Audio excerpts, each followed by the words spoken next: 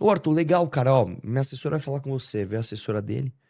Tá, eu até vou falar quem é a assessora. A assessora é super gente fina, sigo ela até hoje. Ela chama Diandra alguma coisa. Diandra, uma menina de cabelo enrolado.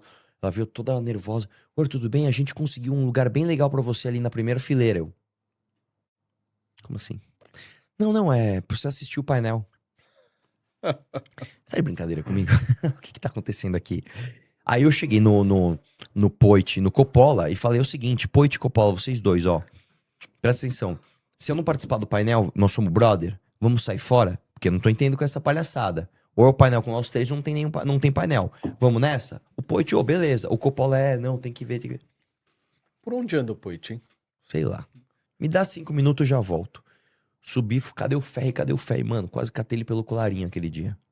Tá me tirando, caralho. Você acha que eu sou moleque, seu bosta? Já tava nesse nível. O Ferri, mano. Não, não, não, meu, não, não. Você vai participar, você vai participar. Ah,